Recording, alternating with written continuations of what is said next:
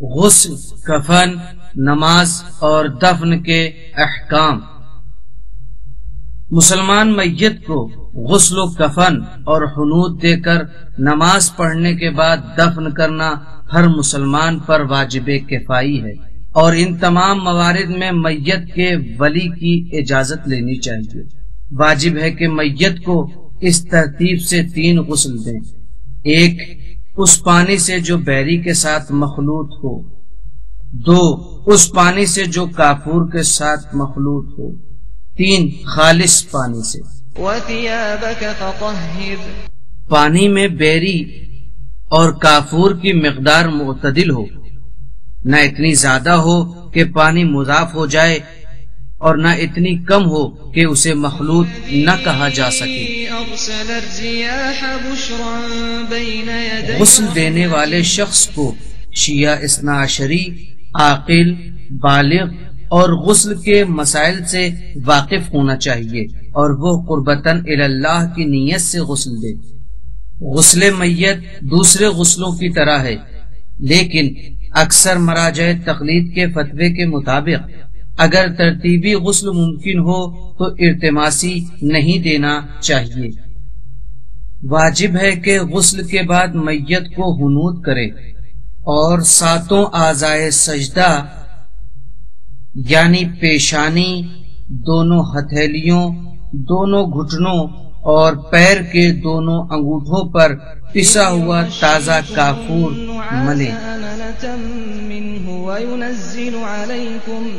وَيُنَزِّلُ عَلَيْكُم مِّنَ السَّمَاءِ مَاءً لِّيُطَهِّرَكُم بِهِ وَيُذْهِبَ عَنكُمْ رِجْزَ الشَّيْطَانِ وَلِيَرْبِطَ عَلَىٰ قُلُوبِكُمْ وَيُثَبِّتَ۔ غسل و حنوط کے بعد میت کو 3 کپڑوں میں کفن دینا واجب ہے: 1 لنگی جس کی واجب مقدار ناف سے گھٹنوں تک چھپانے کی ہے، جبکہ مستحب یہ ہے کہ وہ سینے سے پیر تک پہنچ جائے۔ أَرْسَلَ الرِّيَاحَ بُشْرًا بَيْنَ يَدَيْ رَحْمَتِهِ وَأَنزَلْنَا مِنَ السَّمَاءِ 2 پیراہن کرتا جو شانے سے آدھی پنڈلیوں تک چھپا لے۔ 3 چادر جو اتنی لمبی ہو کہ دونوں طرف سے باندھنا ممکن ہو اور اتنی چوڑی ہو کہ اس کا ایک حصہ دوسرے حصے پر آ سکے۔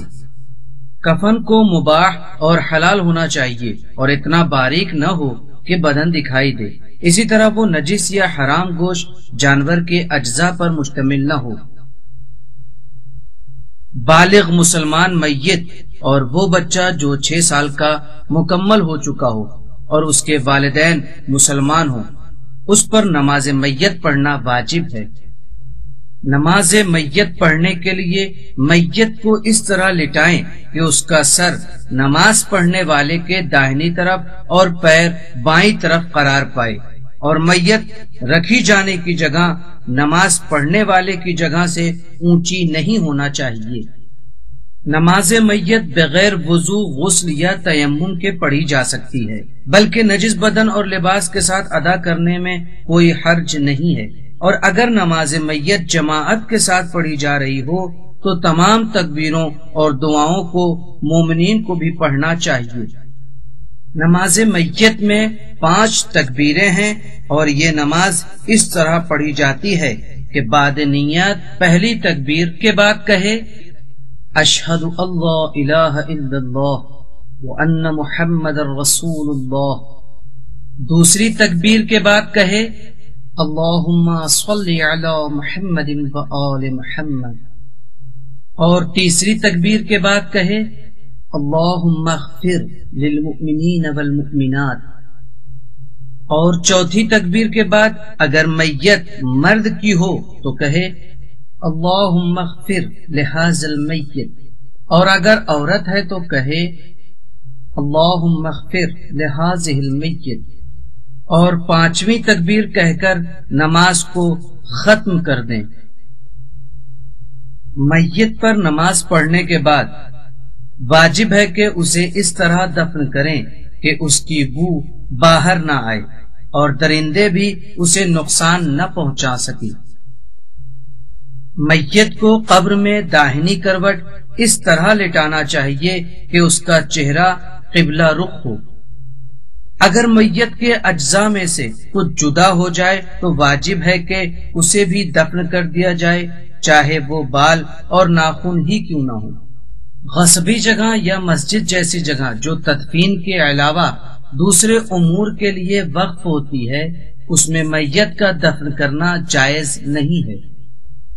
مسلمان کو کفار کے قبرستان میں یا ایسی جگہ جہاں اسے دفن کرنے سے بے احترامی ہوتی ہو حرام ہے۔ اسی طرح کافر کو مسلم قبرستان میں دفن نہیں کرنا چاہیے۔ اس سلسلے میں اہم نکتہ یہ ہے کہ تشییع جنازہ میں بہت زیادہ ثواب اور فضیلت ہے، لیکن اسے اپنے غیر شرعی نادرست اعمال، ناشکری، بے صبری اور غیبت اور اسراف وغیرہ سے آلودہ نہیں کرنا چاہیے۔ صحیح تیمم اور تیمم کے جائز ہونے کے موارد۔ تیمم کرنے کے لیے تیمم کی نیت سے ہاتھ کی پوری ہتھیلیوں کو ایک ساتھ خاک یا جس چیز پر تیمم صحیح ہو رکھیں گے۔ البتہ بعض مراجع کے فتوے کے مطابق نیت میں یہ معین کرنا ضروری ہے کہ تیمم وضو کے بدلے میں ہے یا غسل کے بدلے میں، اور اسی طرح اگر غسل کے بدلے میں ہے تو کس غسل کے بدلے میں۔ دونوں ہتھیلیوں سے گرد و خاک کو جھاڑنا بھی مستحب ہے۔ اس کے بعد دونوں ہتھیلیوں کو پیشانی اور اس کے دونوں طرف جہاں سے بال اگتے ہیں ابرو کے اوپر کھینچیں گے، اور چہرے کا بقیہ حصہ مسح کے حدود سے خارج ہے۔ اس کے بعد بائیں ہاتھ کی ہتھیلی کو داہنے ہاتھ کی ہتھیلی کی پشت پر گٹے کے اوپر سے انگلیوں کے سرے تک، اور اس کے بعد داہنی ہتھیلی کو بائیں ہاتھ کی ہتھیلی کی پشت پر اسی طرح کریں جیسے پہلے بتایا گیا ہے۔ انگلیوں کے بیچ مسح کرنا ضروری نہیں ہے، لیکن ضروری ہے کہ مسح کرتے وقت نیچے والا ہاتھ جس پر مسح کیا جا رہا ہے وہ حرکت نہ کرے۔ بعض مراجع تقلید کا فتویٰ ہے کہ دوبارہ ہتھیلیوں کو خاک پر مارا جائے اور داہنے اور بائیں ہتھیلی کے مسح کو دوبارہ کیا جائے تاکہ صحیح تیمم انجام پانے کا اطمینان ہو جائے۔ اب نظر کرنا ہے کہ کن حالات میں وضو یا غسل کے بدلے تیمم کیا جا سکتا ہے۔ 1.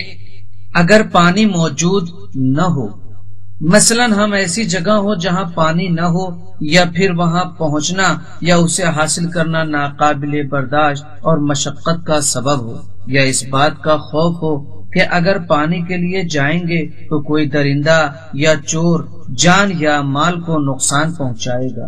جس شخص کے پاس صرف غصبی پانی ہو تو وہ اس سے وضو نہیں کر سکتا، اور اس کی حیثیت اس شخص کی سی ہے جس کے پاس اصلاً پانی موجود نہ ہو۔ 2. یہ احتمال دیں کہ پانی ہمارے لیے نقصان دہ ہے، جبکہ یہ احتمال لوگوں کی نگاہ میں درست ہو۔ پانی کے ختم ہو جانے اور خود اپنے ساتھیوں کے یا پھر ایسے جاندار کے پیاسے رہ جانے کا خوف ہو جس کی جان بچانا واجب ہو۔ البتہ یہ حکم اس صورت میں ہے جس صورت میں آدمی کے مرنے یا ناقابل برداشت مرض یا مشقت میں پڑنے کا اندیشہ ہو، ہمارا بدن یا لباس نجس ہو اور ہمارے پاس پانی بھی تھوڑا ہو کہ اگر اس سے وضو کر لیں تو پھر نجس بدن یا نماز کے لباس کو پاک کرنے کے لیے پانی نہ بچے۔ نماز کے لیے وقت کم ہو، یعنی اتنا اطمینان نہ ہو کہ اگر وضو یا غسل کریں تو بغیر مستحبات حتیٰ بغیر سورے کے وقت کے اندر نماز پڑھی جا سکے گی۔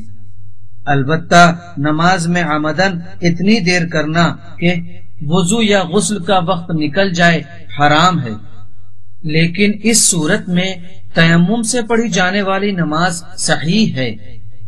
قابل غور بات یہ ہے کہ اگر غسل کرنے سے شرم آتی ہو تو اس سے تیمم جائز نہیں ہوتا ہے۔